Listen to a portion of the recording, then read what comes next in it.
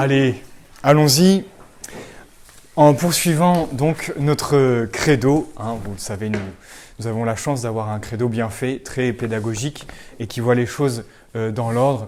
Et donc ce soir, je vous propose de contempler plus spécialement cette personne un peu inconnue, un peu floue, disons, qui est l'Esprit Saint. Et je vous avoue que en préparant, ça n'a pas été une mince affaire et je ne savais pas trop quoi vous dire. Alors, on va faire quelques petits rappels et puis essayer aussi d'approfondir des notions catéchétiques que vous avez. Mais voilà, prenez conscience que c'est un sujet délicat parce qu'on va parler d'un esprit. Et un esprit, je ne sais pas pour vous, mais en tout cas pour moi, c'est assez vague. Donc, d'où la difficulté de nous entretenir sur cette troisième personne de la Trinité. Tout d'abord, reprenons conscience que nous parlons évidemment d'un dogme de notre foi. L'existence de l'Esprit Saint, ce n'est pas du tout une option.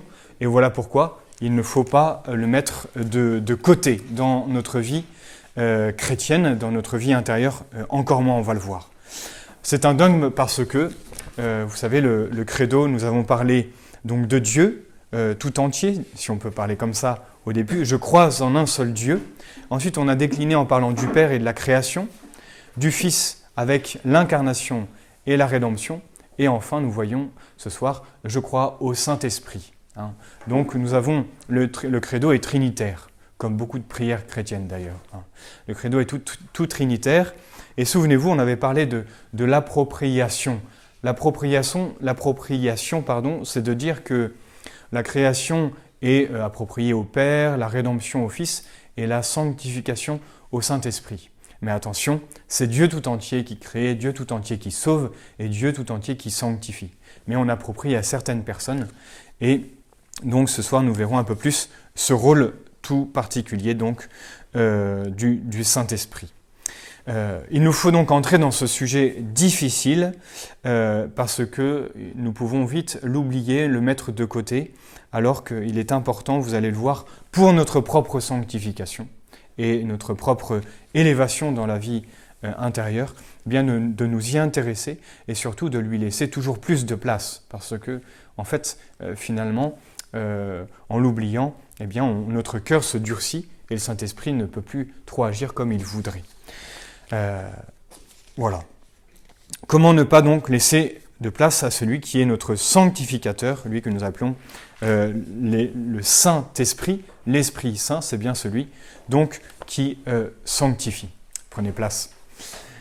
Je voudrais vous rappeler une petite histoire dans l'Évangile, c'est dans Saint Jean, c'est toujours assez merveilleux de se replonger dans cet Évangile et vous allez voir au fur et à mesure du carême, les 2 dernières semaines de carême, je crois, donc au moment des semaines de la Passion, tous les évangiles de chaque jour sont des évangiles selon Saint Jean.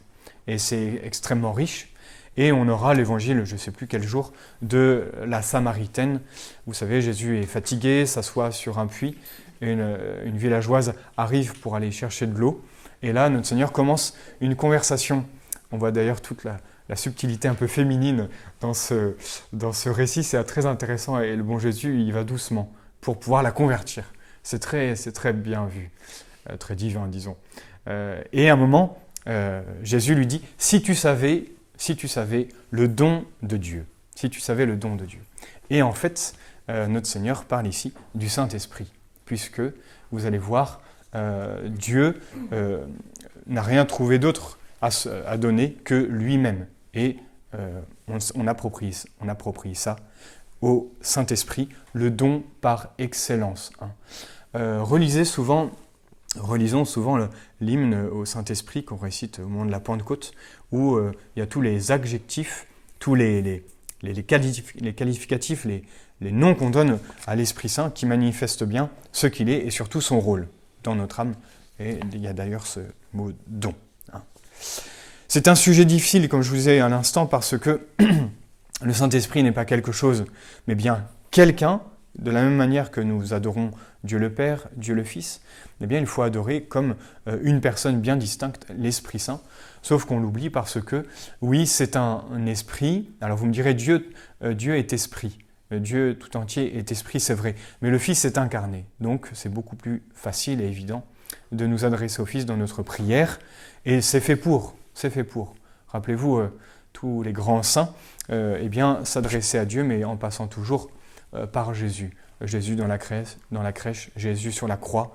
On a besoin de cette incarnation de Dieu pour pouvoir nous adresser à lui et l'atteindre. L'Esprit, justement, très vague, et donc on pourrait croire en lui de façon un petit peu vague. Et c'est pour ça que nous pourrions le mettre un peu au second plan. Et je voudrais vous éviter cela. Ce n'est pas un Dieu de seconde zone, si vous voulez, le Saint-Esprit. Il est totalement Dieu, on va le revoir, comme le Père et le Fils. Et donc nous devons le prier comme nous prions le Père et le Fils. Ou, si vous voulez, pas de la même manière, mais aussi souvent, si je puis dire. En tout cas, le reprendre un peu dans notre vie personnelle. C'est bien, retenez ça, le Saint-Esprit, c'est bien un quelqu'un qui vous connaît, qui nous connaît et qui nous aime. Et d'où cette relation d'intimité que nous devons envers lui. Alors, sans vouloir faire de polémique, le milieu un peu charismatique a pris plus facilement le Saint-Esprit, et il y a du bon, attention, bien sûr, mais il ne faut pas il peut avoir un travers, ce serait si vous voulez, de diviser Dieu et de faire de l'Esprit Saint Dieu dans sa totalité en oubliant un peu le reste. C'est toujours notre défaut à nous, hommes, c'est de passer d'un extrême à l'autre.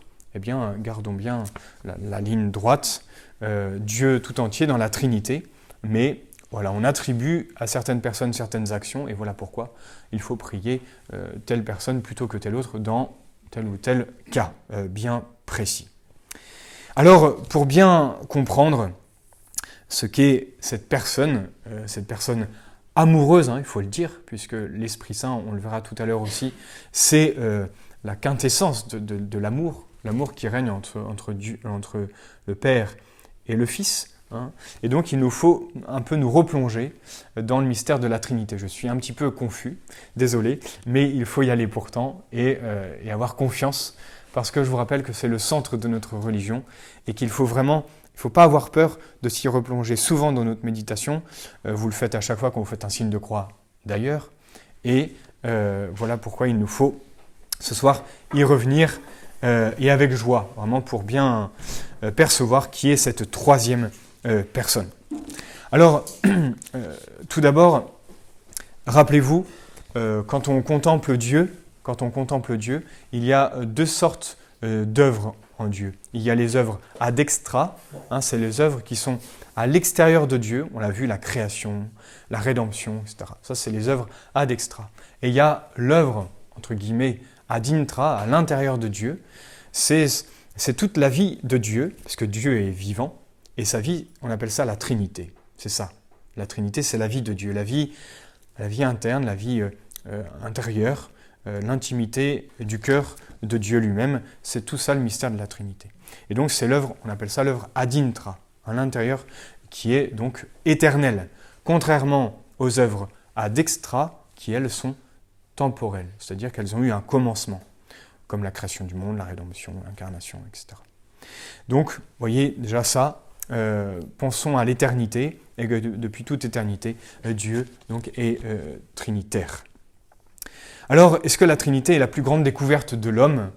Posons-nous un petit peu la question, et je voudrais vous dire bien sûr que non, ce n'est pas une découverte humaine, encore moins une invention, parce qu'il est totalement impossible à l'intelligence humaine de pénétrer le cœur même de Dieu, ce qu'est Dieu en lui-même. Cela signifierait que si on comprend Dieu, c'est qu'on est Dieu. Donc jusque-là, tout va bien. Si vous ne comprenez pas Dieu, c'est bon signe. Nous restons humbles. Mais, vous voyez, je vous le répète souvent, mais parce que ça me semble fondamental, nous sommes dans un autre ordre, l'ordre du surnaturel. Vous savez, Pascal, dans ses pensées, à ce très beau passage, il parle de 3 ordres. L'ordre, j'ai oublié, mais il parle de l'ordre de la charité, l'ordre de l'esprit et l'ordre plutôt, disons, de la matière. Vous voyez, c'est un peu ces 3 ordres-là qui distinguent, ils sont bien séparés. Et c'est très vrai, l'ordre de la charité, c'est tout le monde de Dieu. tout cet univers, cette galaxie divine, si vous... et il y a bien une grande différence entre les deux. C'est pour ça que nous ne pouvons pas pénétrer donc ce grand mystère de la Trinité, et nous allons les déduire logiquement des affirmations de Jésus dans l'Évangile. C'est grâce à notre Seigneur, vrai Dieu et vrai homme, qui est venu nous parler de lui-même, que nous pouvons donc comprendre, en tout cas, connaître ce mystère et nous en rapprocher petit à petit. D'ailleurs, je vous précise que c'est bien grâce à l'Esprit Saint qui est donné dans notre âme, dans notre intelligence, que nous pouvons donc atteindre Dieu, connaître Dieu comme il se connaît, avec nos limites humaines, bien sûr, mais c'est l'Esprit Saint qui nous permet de connaître Dieu et de l'aimer comme il s'aime. On appelle ça la charité, et la charité permet aussi cette connaissance de Dieu. Plus j'aime, plus je connais, plus j'aime, cercle vertueux donc de tout enfant de Dieu, grâce à l'Esprit divin. Rappelez-vous que nous pouvons nous appuyer sur toute parole de notre Seigneur, puisque s'il est Dieu, si Jésus est Dieu, toutes ces paroles sont divines, donc sont vraies, même celles les plus extraordinaires, disons, ou celles les plus incompréhensibles. Et voilà pourquoi nous pouvons adhérer avec beaucoup d'abandon à tout ce que notre Seigneur nous dit, et notamment quand il nous parle donc du ciel et de Dieu et de sa nature, et de ce qu'il est. C'est un signe d'intelligence, vous savez, de savoir se laisser dépasser par des choses. Il faut s'en souvenir, ça. Parce qu'aujourd'hui, c'est l'inverse. On veut tout posséder, tout prendre, tout comprendre, alors que c'est vraiment un grand signe d'intelligence, comme beaucoup de savants d'ailleurs, qui se savent dépasser et ça leur permet d'avancer. Eh bien, sachons nous aussi nous laisser dépasser par ce qu'est Dieu. C'est un signe de grande foi, et puis c'est la meilleure manière aussi de creuser notre désir pour plus se laisser donc assouvir par le bon Dieu. Je vous cite le Concile Vatican I qui nous parle justement c'est le Concile Vatican I, c'est 1870, qui a duré juste quelques mois. C'est dommage parce qu'il allait définir beaucoup de grands redéfinir, ou en tout cas, il y avait aussi le fameux dogme de la co-rédemption de Notre-Dame, mais vu que le concile a été fermé un peu rapidement à cause de la guerre, tout ça n'est pas passé, peut-être un jour. Et le concile nous dit « Les divins mystères, de par leur nature, dépassent de si loin l'intelligence, notre intelligence, que même s'ils nous sont manifestés, ils demeurent recouverts par le voile de la foi et comme enveloppés dans une certaine obscurité. » Ce n'est pas parce que les mystères nous sont révélés que nous les comprenons, bien évidemment. Il reste comme avec ce voile, et la foi nous permet d'adhérer, même si on ne voit pas. C'est tout le principe de cette vertu théologale. Donc non, la Trinité n'est pas une découverte de l'homme, encore moins une invention. La Trinité, c'est la plus grande révélation de Dieu. C'est la plus grande révélation de Dieu faite à l'homme. Il s'est révélé, et avant, il a tout fait ça un petit peu de manière discursive, et petit à petit, il a révélé un peu ce qu'il était, et jusqu'à révéler son cœur même. Donc, le mystère d'un Dieu en trois personnes. Cette révélation fut extrêmement progressive. Vous savez, notre Seigneur, quand il arrive sur terre, il ne dit pas « Bonjour, je suis Dieu ». Il va, en 3 petites années, se montrer petit à petit, et en même temps, il va essayer de parler à des hommes qui sont un peu, dans le brouillard, leur parler un peu de cette intimité divine, que ça devait être difficile pour Jésus de dire aux hommes que je suis Trinité. Vous voyez, quand on se met un peu à sa place, il aurait pu se dire « Bon, les hommes ne vont pas comprendre, donc ils verront ça au ciel, je leur dis rien ». Il aurait pu dire ça, le bon Dieu. Pourtant, il veut qu'on en vive dès ici-bas de la Trinité. C'est pour ça qu'il nous l'a révélé. C'est pour ça que j'insiste là-dessus, sur le cœur de la vie chrétienne. La Trinité et la Trinité en notre âme. Ce sera la dernière partie. Cette révélation fut progressive déjà dans l'Ancien Testament. Il y a quelques petites, plus que des images, des souffles. Le bon Dieu souffle un petit peu ce mystère dans Genèse au premier chapitre. Faisons l'homme à notre image. Vous savez, c'est du pluriel, contrairement à tout ce que Dieu va créer avant, qui est au singulier. C'est c'est un peu indirect, que la lumière soit et la lumière fut. Et là, faisons. Petit symbole, petit signe du mystère de la Trinité. Plus tard, au chapitre 18, dans la Genèse, une histoire qu'on connaît peut-être moins, mais Abraham sort de sa tente parce qu'il a la visite, justement, de 3 anges. Je vous cite le texte. Au chêne de Mambré, le Seigneur apparut à Abraham qui était assis à l'entrée de la tente. C'était l'heure la plus chaude du jour. Abraham leva les yeux et il vit 3 hommes qui se tenaient debout près de lui.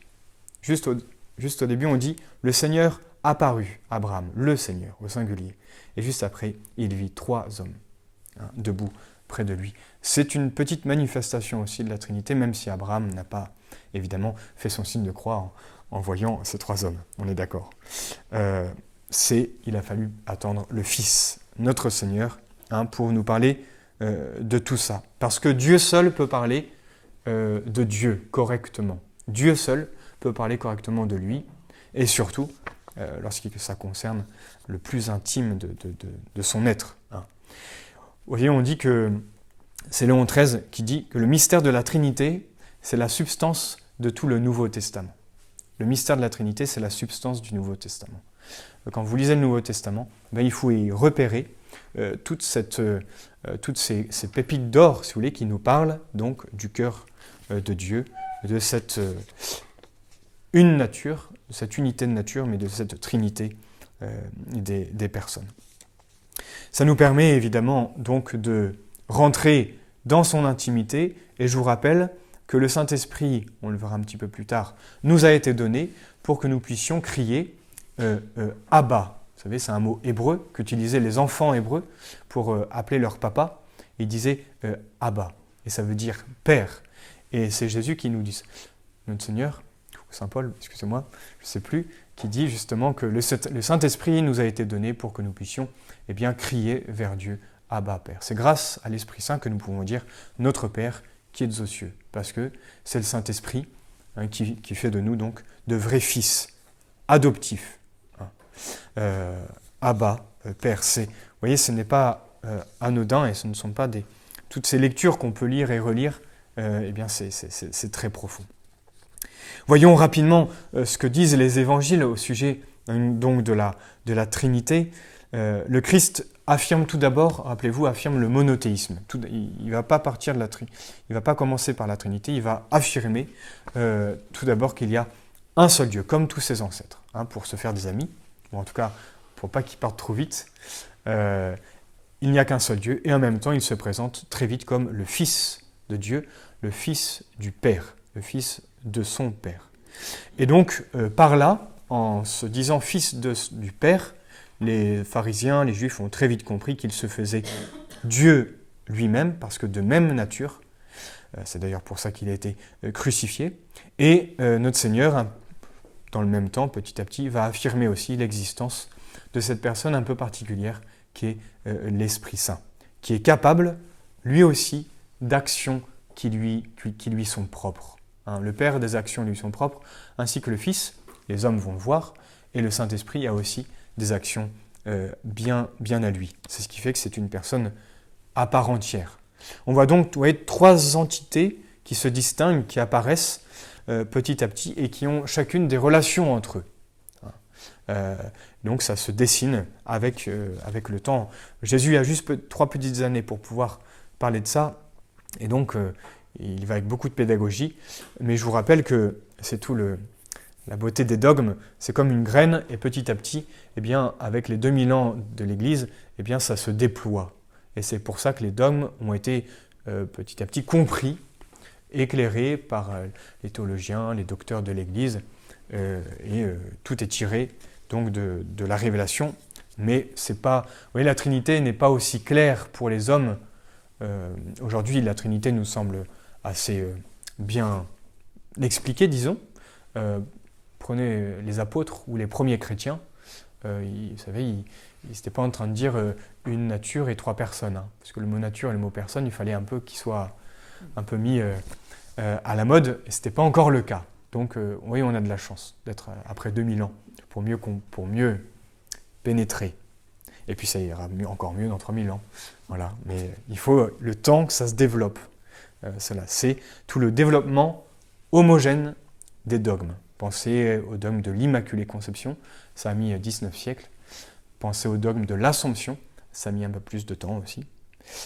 Voilà. Donc prenons au sérieux cette révélation que nous donne notre Seigneur. Je vous cite quelques versets. Le Fils donc n'est pas le Père, je suis sorti du Père et je retourne au Père, il est bien distinct. Le Père n'est pas l'Esprit. Écoutez bien ce que dit notre Seigneur. Le Père céleste donnera le Saint-Esprit à ceux qui le lui demandent. Le Père donnera l'Esprit Saint. Et plus tard, il dit aussi, donc il montre que le Fils n'est pas l'Esprit, il dit « Quand sera venu le Consolateur ?» Retenez bien tous les prénoms qu'on donne au Saint-Esprit. « Quand sera venu le Consolateur que je vous enverrai de la part du Père ?» Vous voyez, donc moi, Jésus, je vous enverrai le Consolateur de la part du Père. On voit déjà que le Saint-Esprit vient des deux personnes. Un seul principe, mais de deux personnes. Il rendra témoignage de moi. Rappelez-vous aussi Jésus sur la croix qu'on va contempler dans quelques semaines. Eh bien, une de ses dernières paroles, c'est « Mon Père, entre vos mains, je remets mon esprit. » Je remets mon esprit.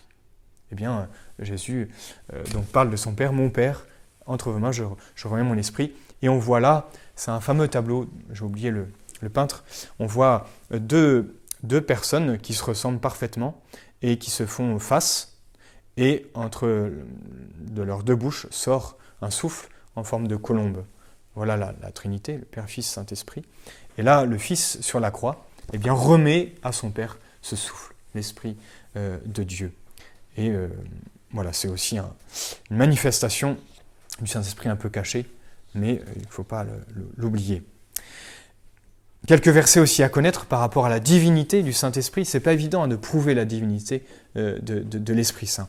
Jésus affirme « Mais le Consolateur, donc le Saint-Esprit, que le Père enverra en mon nom, vous enseignera toutes choses et vous rappellera tout ce que je vous ai dit. » Jésus montre bien par là la divinité de notre Seigneur. Et les apôtres, plus tard dans les Actes, vont préciser, vous savez, c'est l'histoire de cet homme qui va mentir à Saint-Pierre. Parce qu'il va dire « Oui, j'ai vendu tous mes biens alors qu'il n'avait vendu que la moitié. » Et Saint-Pierre lui dit « Tu mens au Saint-Esprit, ce n'est pas à des hommes que tu as menti, mais à Dieu. » Tu mens au Saint-Esprit, donc c'est à Dieu que tu mens.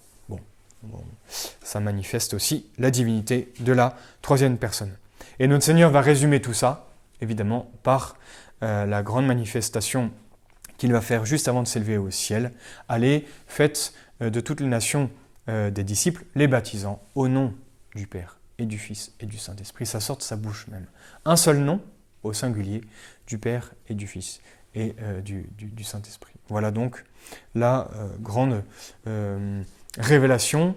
Il y a deux autres théophanies aussi, c'est-à-dire deux autres endroits où Dieu se manifeste de manière trinitaire. Évidemment, le baptême du Christ, le Père qui parle, celui-ci est mon Fils, le Fils qui est dans l'eau, et l'Esprit Saint qui descend donc sous forme d'une colombe. Et un autre endroit qu'on oublie aussi, c'est la transfiguration.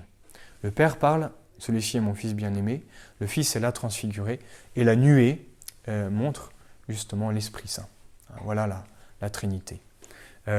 Sur la croix, évidemment, je vous l'ai dit tout à l'heure, Père, je remets mon esprit entre vos mains. Et puis la Pentecôte, mais on voit moins le Père, là, dans la Pentecôte. Bon. Et on voit moins Jésus aussi, puisqu'il est déjà monté, excusez-moi. Bien sûr. Voilà. Donc vous voyez, en lisant les évangiles, on peut donc affirmer qu'il y a un seul Dieu, bien trois personnes distinctes, et chacun des trois peut être appelé Dieu. C'est l'essentiel. Je vous rappelle maintenant un petit peu comment ça fonctionne, tout cela, cette doctrine catholique au sujet de la Trinité. Rappelez-vous que c'est beaucoup trop compréhensible pour nous, donc il ne faut pas se laisser impressionner par le côté un peu technique ou alors voilà, un peu, comment dire, trop haut pour notre intelligence. Pourtant, il faut que ça reste le mystère le plus attirant, puisque c'est ce que nous contemplerons pour toute notre éternité, avec d'autres yeux, évidemment. Vous savez que quand on arrive au ciel, notre intelligence est élevée par une grâce qui s'appelle la lumière de gloire et qui permet donc de voir Dieu, c'était dans l'évangile il n'y a pas très longtemps, de voir Dieu face à face. Faciem et faciem, c'est vraiment c'est pas à travers la foi ou à travers un objet ou même à travers une image intellectuelle, c'est vraiment un face à face. Eh bien nous serons au sein de la Trinité même. Voilà le ciel, la possession de la Trinité. Je voudrais vous dire la compréhension, mais non, parce que Dieu est infini, mais une meilleure compréhension. Alors, en bref, le point fondamental, vous le savez, c'est de bien garder l'unité de Dieu, l'unité de la nature divine. Qu'est-ce que c'est une nature? C'est ce qui fait que quelque chose est ce qu'elle est. C'est ça une nature. C'est ce qui fait que quelque chose est ce qu'elle est. Donc Dieu est Dieu de par sa nature divine. Et il faut, d'autre part, eh bien, garder la Trinité, l'égalité des personnes qui sont au nombre de 3. Et attention, la Trinité ne divise pas du tout. La Trinité ne divise pas du tout Dieu. Au contraire. Parce que Dieu est trine, eh bien, il est encore plus un, si on peut dire. Parce qu'ils sont 3 personnes. 3 personnes. Je vous donnerai tout à l'heure cette analogie que fait saint Thomas pour un petit peu mieux comprendre. Donc voilà, la nature, une seule nature, c'est ce qui fait que quelque chose est ce qu'elle est. 3 personnes, qu'est-ce que c'est une personne? Je vous donne la définition de Boès, qui est très intéressante. Attention, accrochez-vous. Une personne, donc pensez à vous, parce que vous êtes une personne bien distincte, chacun les uns des autres. Une personne, c'est une substance, donc un être individuel, une substance individuelle d'une nature rationnelle. C'est ça une personne. C'est une substance individuelle d'une nature rationnelle, donc qui peut connaître et qui peut aimer. C'est pour ça que votre chat, eh bien, vous l'appelez, c'est quelque chose, c'est pas quelqu'un, c'est pas une personne. Parce que, oui, c'est une substance individuelle, mais pas du tout de nature rationnelle. Alors qu'il faut bien garder, pour désigner, donner ce terme de personne à quelque chose, il faut qu'elle soit de nature rationnelle. Et on peut donc donner cette définition aux 3 personnes divines. Chacune est une substance individuelle de nature rationnelle. Voilà la définition que fait Boès, qu'on a repris dans la théologie catholique. Et donc, vous voyez, quand vous contemplez l'Esprit Saint, dites-vous, voilà, j'ai quelqu'un de bien défini en face de moi, de bien particulier, de bien individuel. C'est un quelqu'un donc qui connaît et qui me connaît et qui m'aime. Alors, allons un petit peu plus loin, et je vous en parlais il y a déjà quelques semaines, quelques mois. Qu'est-ce qui fait si les 3 personnes sont absolument égales en toutes choses, infiniment puissantes, intelligentes, coéternelles, il n'y a pas d'avant, d'après dans la Sainte Trinité, si elles sont parfaitement égales, qu'est-ce qui fait que le Père est différent du Fils, est différent du Saint-Esprit, qui est différent du Père? Qu'est-ce qui fait cette distinction alors qu'il y a égalité en toutes choses? Eh bien, c'est assez simple, si je puis dire. En tout cas, on l'explique seulement ainsi. Cette distinction, elle s'explique par ce qu'on appelle la relation subsistante mutuellement opposée. C'est-à-dire, vous allez vite comprendre, le Père, quand il engendre son Fils, eh bien, il y a une relation de paternité envers son Fils. Comme vous, si vous êtes parent, vous avez une relation de parent avec votre Fils. Il y a une relation subsistante qui dure. Eh bien, entre le Père et le Fils, qu'est-ce qui les oppose? Eh bien, c'est cette relation qui les oppose. Une relation de paternité et de la part du Fils, une relation de filiation. Et donc, c'est ce qui fait que le Père n'est pas le Fils. D'accord? Et avec l'Esprit Saint, qui nous concerne ce soir, eh bien, il y a une autre relation. Vous avez le Père et le Fils, et qui sont un même principe, qui vont donner une troisième personne, et il y a une relation qui va s'instaurer entre le Père et le Fils. C'est une relation de spiration. Ils vont spirer la troisième personne qu'on appelle donc l'Esprit Saint. C'est pour ça que l'Esprit Saint n'est pas le Père ni le Fils, parce qu'il y a une relation qui les oppose. Une relation qui les oppose tous les 3. C'est tout. En Dieu, il n'y a d'opposition que par leur relation mutuellement opposée et subsistante, c'est-à-dire qui dure depuis toute éternité. Voilà donc, en gros, ne me demandez pas d'approfondir, mais en gros, pourquoi le Père n'est pas le Fils et le Fils n'est pas le Saint-Esprit, etc. Hein. Mais on peut dire que le Père est Dieu, que le Fils est Dieu, que le Saint-Esprit est Dieu. Hein. Petite parenthèse par rapport au filioque, vous savez, ça a été un grand débat qui a divisé les orientaux et les occidentaux. Au départ, on disait que le Saint-Esprit procédait donc du Père, très bien, et petit à petit, la théologie occidentale a précisé que le Saint-Esprit ne vient pas seulement du Père, mais vient du Père et du Fils. On l'a dit tout à l'heure dans le verset, « Moi, Jésus, je vous enverrai le Saint-Esprit que le Père vous envoie. » On voit que le Saint-Esprit vient des deux personnes, du Père et du Fils. Mais on dit qu'il y a un seul principe. Ce seul principe, c'est le Père et le Fils. Alors que le Fils vient seulement du Père, le Père, lui, n'a pas de principe. Le Fils vient du Père, le Saint-Esprit vient des deux. C'est pour ça que dans le credo, on a rajouté, je ne sais plus auquel siècle, mais le filioque, justement. Hein, il procède du Père et du Fils, que les orientaux orthodoxes donc n'ont pas voulu prendre et ils n'ont pas aujourd'hui. Ce n'est pas du tout un problème de foi, c'est un problème de vocabulaire, à la base. C'est ça qui est triste, entre le latin et le grec et tout. Bon, il n'y a pas eu une bonne entente. Puis après, il y a plein de sujets politiques qui se sont mêlés, et c'était un alibi pour pouvoir se séparer du pape, et ça a fait les orthodoxes, pour faire simple. Mais, vous voyez, la querelle du filioque dure encore. Hein. Alors que nous, il faut bien tenir, évidemment, là, c'est la foi catholique, que le Saint-Esprit procède du Père et du Fils. Pour finir, par rapport à cela, attention, je vous le disais à l'instant, il n'y a aucun ordre entre les personnes, pas d'ordre chronologique. Ne vous dites pas qu'au début de l'éternité, il y a le Père, puis ensuite le Fils, puis le Saint-Esprit. C'est difficile à percevoir, mais les trois sont coéternels.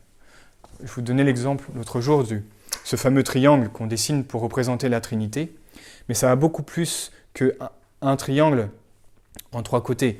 C'est quand vous dessinez un angle, eh bien les deux autres apparaissent en même temps, automatiquement. Essayez sur un tableau de faire un angle, les deux autres arrivent, parce que l'autre segment est automatiquement dessiné, quoi. Bon, eh bien c'est un peu pareil. S'il y a le Père, il y a le Fils et le Saint-Esprit. C'est coéternel. Donc pas d'ordre chronologique, et non, il n'y a pas d'ordre d'origine. Il n'y a pas d'ordre chronologique, mais il y a un ordre d'origine. Le Fils vient du Père, le Saint-Esprit vient du Père et du Fils. C'est pour ça que le signe de croix a un ordre et qu'il faut le garder, et qu'un baptême qui est fait dans le désordre ne serait pas valide, bien évidemment. Hein, c'est au nom du Père et du Fils et du Saint-Esprit, il y a un ordre d'origine. Alors, pour approfondir une petite analogie, vous connaissez ça parce que je vous en ai déjà parlé, on passera tout à l'heure après au Saint-Esprit, mais rappelez-vous simplement que vu que Dieu est esprit, il pense. Et sa pensée, qui est toute intérieure, le Père, il se connaît, et en se connaissant, il forme un verbe intérieur. Et ce verbe, c'est la deuxième personne de la Trinité, qui est, on dit dans le prologue, et Dieu, et le verbe étant Dieu, c'est-à-dire que le verbe est chez Dieu. Vous voyez, quand vous pensez, votre pensée, elle ne sort pas de vous, elle ne sort pas de votre intelligence, elle est bien en vous. C'est pour ça que le verbe est en Dieu. Ouais. Et c'est pour ça qu'il est de même nature, parce qu'il ne sort pas de la pensée du Père. C'est la pensée du Père. Donc le Père se pense, sa pensée, qu'on appelle le verbe intérieur, c'est le Fils, donc qui est une deuxième personne, et ils sont tellement parfaits qu'ils s'aiment, et cet amour, donc c'est la troisième personne de la Trinité, l'Esprit Saint. Évidemment, ce n'est qu'une analogie, c'est-à-dire une ressemblance, un exemple, mais on est loin du compte, bien évidemment. Il ne s'agit pas de dire que la Trinité, c'est Dieu qui pense et Dieu qui aime. Il y a un peu de ça, mais c'est quand même assez réducteur. Donc voilà. Et c'est d'ailleurs pour ça que nous sommes à l'image de Dieu, parce que nous aussi nous pensons et nous aussi nous aimons. Nous avons deux activités internes, l'amour, l'intelligence et la volonté, comme en Dieu. Nous sommes à l'image de Dieu. Voilà donc pour une petite analogie que donne saint Augustin, repris par saint Thomas. Mais la seule preuve de la Trinité, vous le savez, c'est les paroles. Ce sont les paroles de notre Seigneur, sur lesquelles il faut s'habituer, souvent revenir, lui qui est la vérité. Alors récapitulons un petit peu par rapport à l'Esprit Saint. On a essayé de montrer qu'il est une personne distincte mais égale, donc bien Dieu, Dieu tout entier, parce qu'il est de même nature divine que le Père et le Fils. On va lui attribuer aussi, on trouve ça dans la Sainte Écriture, on lui attribue des perfections divines. Écoutez bien, tout d'abord on lui attribue la toute-puissance. C'est Saint Paul qui dit que c'est le Saint-Esprit qui accorde le don d'opérer des miracles. Ça vient du Saint-Esprit, le don de toute puissance. On lui attribue aussi l'omniscience, le fait de la connaissance absolue. Le Saint-Esprit sait tout, pénètre tout, même les profondeurs de Dieu. On lui attribue aussi l'immensité. C'est dans le livre de la sagesse, dans l'Ancien Testament. Il remplit l'univers de sa présence. Voilà, l'immensité. L'Écriture sainte lui attribue aussi des œuvres divines que Dieu seul peut produire. Par exemple, la régénération spirituelle dans le baptême, c'est-à-dire la renaissance de nos âmes en Dieu, elle est faite en tout cas on attribue cette action au Saint-Esprit. Parce que je vous rappelle que le Saint-Esprit, vous ne l'avez pas reçu le jour de votre confirmation, mais le jour de votre baptême. Parce que c'est le jour de notre baptême où nous devenons enfants de Dieu, on peut crier « Abba, Père », et le jour de la confirmation, c'est le développement des 7 dons dans lesquels le Saint-Esprit peut souffler. Mais le Saint-Esprit, on l'a déjà de par le baptême, puisque nous devenons temple du Saint-Esprit. On attribue aussi au Saint-Esprit la rémission des péchés. Souvenez-vous, c'est un passage assez magnifique dans l'Évangile, je ne sais plus, dans Saint Jean ou Saint Matthieu. Jésus apparaît aux apôtres le soir de sa résurrection, le dimanche soir de Pâques, au Cénacle, et il souffle sur les apôtres, et il dit « Recevez l'Esprit Saint. Les péchés remis seront remis, etc. » Il donne ce pouvoir de remettre les péchés, le pouvoir de confession, le soir même de Pâques, puisque par sa mort, notre Seigneur, par sa mort et sa résurrection, notre Seigneur a rétabli la paix entre Dieu et l'homme. Donc c'est bon, vous pouvez recevoir l'Esprit Saint et les péchés sont remis, parce que tout est accompli, comme dit Jésus sur la croix, tout est accompli. Voilà, c'est le Saint-Esprit, c'est au Saint-Esprit qu'on attribue la rémission des péchés. On lui attribue aussi, bien sûr, la sanctification de nos âmes. C'est pour ça qu'on l'appelle le consolateur. C'est très beau. Oui, donc, quand on est dans la tristesse, prions le Saint-Esprit qui console. Quand on est dur, prions celui qui rend les choses dures, qui les rend pas molles, mais souples. Il y a une nuance. C'est dans l'hymne au Saint-Esprit. Rendez chaud ce qui est froid, rendez souple ce qui est dur, etc., etc. Alors, heureusement que le bon Dieu est venu à notre aide pour essayer d'adhérer un peu plus et de prier plus facilement l'Esprit Saint, et il nous a donné quelques représentations de cette troisième personne. Parce que essayer de dessiner un esprit à votre enfant, ou à quelqu'un qui demande ça, c'est impossible. Et donc il faut bien quelques représentations que nous trouvons dans la Révélation. La première, évidemment, qui nous vient à l'esprit, c'est la colombe, et non pas un pigeon, comme avait dit un musulman. Ouais. J'avais montré une image de la Trinité, j'étais encore tout naïf, et je voulais le convertir tout de suite, et il me dit, c'est quoi le pigeon au milieu? Je dis, c'est pas un pigeon. Voilà, c'était un petit peu... C'est comme ça. La colombe, la fameuse colombe donc du baptême, bien évidemment, baptême du Christ. Attention, le Saint-Esprit ne s'est pas incarné, comme on peut entendre quelquefois. C'est juste une représentation, alors que notre Seigneur, ce n'est pas une représentation. Il s'est bien incarné. Vous voyez la nuance qui est énorme. Cette colombe, si vous avez bonne mémoire, on l'a trouvée déjà dans l'Ancien Testament, au moment de l'Arche de Noé.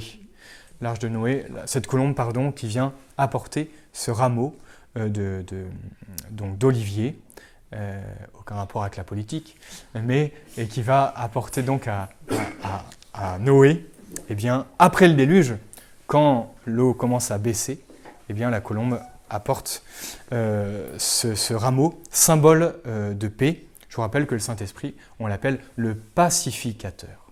hein, celui qui instaure la paix.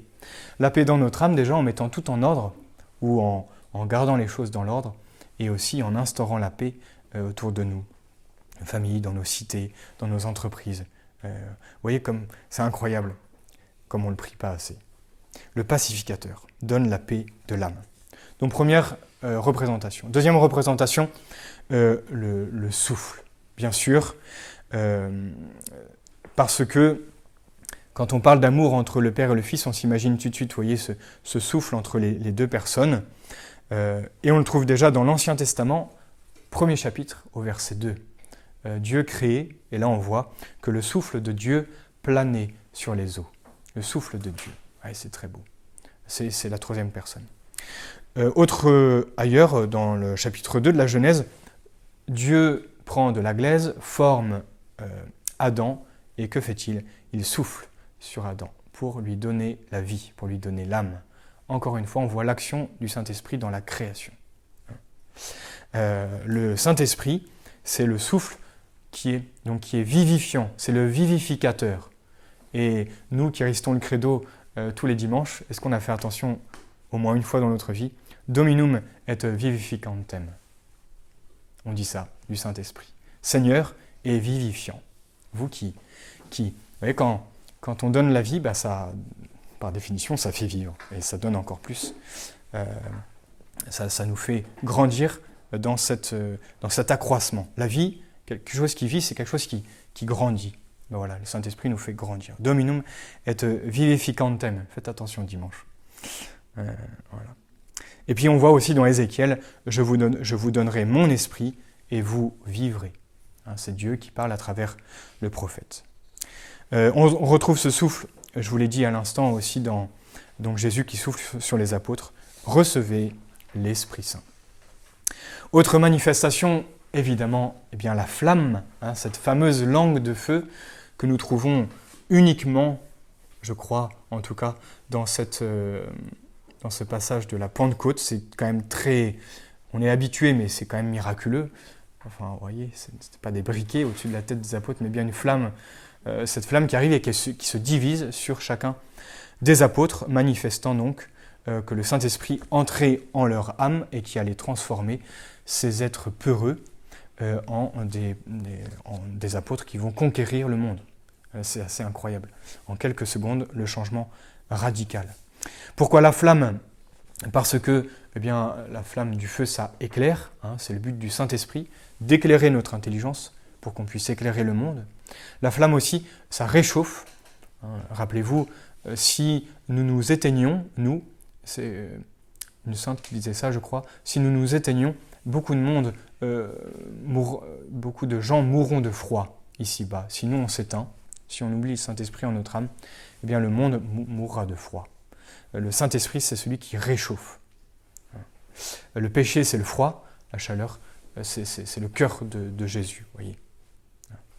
Et évidemment, la flamme, je ne sais pas si on n'y pense pas forcément, la flamme du feu, c'est aussi ce qui transforme. Vous savez, le feu, va chercher à manger tout ce qui est autour de lui. C'est ce qui donne les incendies. Mais, vous voyez, la flamme veut transformer le bois en feu. Le Saint-Esprit fait exactement la même chose en notre âme. C'est-à-dire que nous sommes hommes, il faut être divinisé. Le Saint-Esprit nous brûle à petit feu, un peu comme une cocotte minute, quoi. Ça se fait avec du temps, et petit à petit, mais il veut nous transformer. Et donc, vous savez, vous mettez un morceau de bois mouillé dans le feu, ça va prendre un peu de temps pour qu'il prenne. Il faut que l'eau s'en aille, en s'évaporant, puis il y a les imperfections qui s'envoient, etc. Petit à petit, le bois devient du bois chaud, brûlé, de la braise, et après du feu. Bon, nous, c'est pareil, c'est la vie spirituelle, c'est la vie chrétienne. Le Saint-Esprit enlève nos imperfections et nous transforme petit à petit en Dieu. Hein. Voilà pourquoi la flamme. Et puis, il y a bien sûr le jour de la Pentecôte, ce souffle violent. C'est un peu la seule fois où le Saint-Esprit va être un petit peu, qui va se manifester de manière violente par ce souffle, parce que c'était pour manifester la naissance de l'Église. Donc il fallait que ça explose un petit peu. Et il faut il fallait disperser aux 4 vents les apôtres pour la conquête du monde. Je vous disais à l'instant que le vent violent s'est manifesté au jour de la Pentecôte parce que, voyez, ça c'est bon pour nous, d'habitude, le Saint-Esprit est extrêmement discret. Je vous cite Cardinal Journet qui reprend un texte, une histoire du livre des rois. L'Esprit peut venir en nous comme une caresse. C'est très beau. Il est raconté au premier livre des rois que parvenu jusqu'à la montagne de Dieu, l'Horeb, Élie se blottit dans le creux du rocher pour attendre le passage de Dieu. Il y eut un grand ouragan qui brisait les rochers, mais Dieu n'était pas dans l'ouragan. Et après l'ouragan, un tremblement de terre, mais Dieu n'était pas dans le tremblement de terre. Et après ce tremblement de terre, un feu, mais Dieu n'était pas dans le feu. Et après le feu, le bruit d'une brise légère. Déjà une brise, mais légère. Il faut imaginer. Le bruit d'une brise légère. Dès qu'Élie l'entendit, il se voila le visage avec son manteau et se tint à l'entrée de la grotte. Parce qu'il savait que Dieu passait. Eh bien, voilà l'Esprit Saint, qui est une brise légère qui nous accompagne de manière extrêmement discrète, un peu comme dans l'île mystérieuse de Jules Verne. Si vous connaissez l'île mystérieuse de Jules Verne, ce sont des gens qui sont sur une île, et puis ils sont aidés mystérieusement par un homme qu'ils ne connaissent pas, qu'ils ne voient pas, mais ils savent qu'ils sont aidés, protégés par cet inconnu. Et plus ils sont aidés, plus ils veulent le découvrir, ce personnage mystérieux. Je ne vous dis pas la fin de l'histoire, parce que je ne la connais pas. mais je sais que ça existe, en tout cas, dans ce fameux Jules Verne, l'île mystérieuse. Donc l'Esprit Saint, vous voyez, c'est pareil, cette présence discrète qui nous transforme de façon insensible. Insensible parce qu'on est dans l'ordre surnaturel, donc attention aussi à bien se rappeler cela, mais insensible aussi parce que nous sommes trop agités. Vous savez, s'il y a une brise légère dehors et que vous êtes en train de marcher vite, par exemple, eh bien, vous ne la sentez pas, parce que, en revanche, si vous vous posez, là, on sent la brise légère. Eh bien, le Saint-Esprit, on n'y fait pas attention, parce que nous sommes beaucoup trop agités. Je parle de cette agitation intérieure, en premier lieu. Et c'est pour ça que eh bien, le Saint-Esprit ne peut pas agir comme il le voudrait, parce qu'on met un peu des barrages. Soit parce qu'on veut trop agir par nous-mêmes, soit parce que, tout simplement, on n'y croit pas. Bon. Donc, il faut laisser une plus grande place au Saint-Esprit en évitant 2 erreurs. Première erreur, c'est par défaut. On n'y prête pas attention. On ne songe pas à son action dans notre âme. Et la deuxième erreur, c'est par excès. C'est-à-dire en voyant le Saint-Esprit, justement, partout et en croyant que tout ce qu'on fait, tout ce qu'on dit vient du Saint-Esprit. Voilà, c'est toujours pareil. La ligne de crête. Rappelez-vous que son action ordinaire est discrète, insensible, et que ce n'est pas à travers des miracles ou des charismes quelconques que le Saint-Esprit agit. Ça, vous savez, Dieu est bien élevé, c'est-à-dire qu'il est discret. Et il fait « ah bon ». Et puis quand il veut venir dans notre âme, il toque à la porte. Et il ne fait pas un chambard pour nous obliger à ouvrir, parce qu'on est libre. Et le Saint-Esprit, donc Dieu, agit comme cette brise légère. Regardez bien cet exemple, cette image. Alors, quelle est son action, justement, bien particulière ? Eh bien, vous le savez, son rôle principal est de nous sanctifier, car nous ne pouvons ressembler à Dieu que si c'est Dieu qui, justement, nous divinise. Il vient nous vivifier. Saint Paul nous dit « Laissez-vous conduire par l'Esprit », tout simplement. Laissez-vous conduire par l'Esprit. Comment cela ? Par ce qu'on appelle l'émotion intérieure. Et ça, voyez-vous, ce n'est pas réservé, encore une fois, comment on appelle ça, aux mystiques. Nous sommes tous des mystiques, dans ce sens, nous sommes tous appelés à cette vie d'intimité avec Jésus. Et l'émotion intérieure, c'est une réalité que nous vivons tous, si on y fait un petit peu attention. D'où les 7 dons du Saint-Esprit, on va finir avec ça. Mais vous voyez, une bonne pensée, une bonne action posée, chaque prière est faite grâce à l'Esprit Saint. Puisque chaque prière, c'est l'Esprit qui prie en nous. C'est ça, vraiment. C'est pour ça que nous pouvons faire confiance à notre prière si elle est faite Per Dominum Nostrum Iesum Christum, par Jésus-Christ. Et c'est pour ça qu'on finit toutes les prières par cette invocation-là, parce qu'elle passe par Jésus et par l'Esprit Saint. Rappelez-vous aussi que Dieu est amour, et l'amour est le premier de tous les dons et qui contient tous les autres. L'amour en Dieu, on l'approprie à l'Esprit Saint. L'Esprit Saint nous est donné, l'amour nous est donné parce qu'il contient tous les autres dons. Saint Paul nous dit encore une fois, cet amour de Dieu a été répandu dans nos cœurs par le Saint-Esprit qui nous fut donné. Alors, voyons les fruits du Saint-Esprit en notre âme. Comme dit saint Augustin, ça peut être une bonne devise, ça, pour un lycée. Aime et fais ce que tu veux. Saint Augustin qui dit ceci.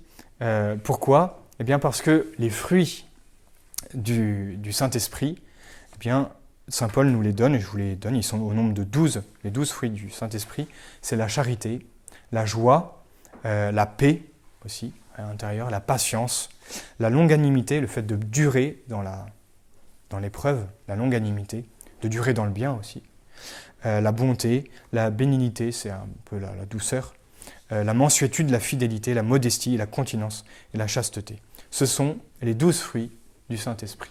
C'est pour ça que celui qui vit selon l'Esprit n'a plus besoin de règles, puisqu'il a ces 12 fruits et qui peut les appliquer et se sanctifier.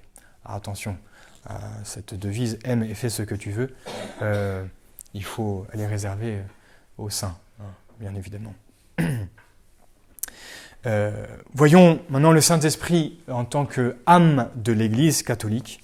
Ça nous permet aussi de nous rappeler que l'Église est toute divine, humaine, mais aussi dirigée par l'Esprit Saint. De la même manière que nous avons une âme et qui dirige notre corps, l'Église a une âme qui est l'Esprit lui-même. Enfin, eh bien, les 7 dons du Saint-Esprit, bien évidemment, qui sont, rappelez-vous cette définition, un don, ce n'est pas une vertu. Une vertu, il y a un côté très humain. Une vertu, c'est une force en nous. Même si elle vient de Dieu, c'est une force et elle a besoin de notre bonne volonté. C'est très vrai. Une vertu, un don, c'est une disposition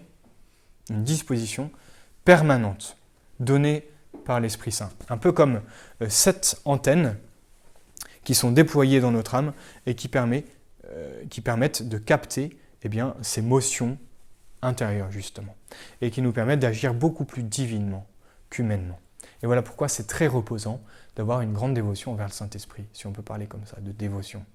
Vous savez, il y a des consécrations à Notre-Dame, il y a aussi des consécrations au Saint-Esprit. Parce que ça permet de développer ces 7 dons, ou en tout cas de s'en servir beaucoup plus qu'on ne le fait habituellement. Et ce serait tellement plus reposant. Je vous donne un exemple.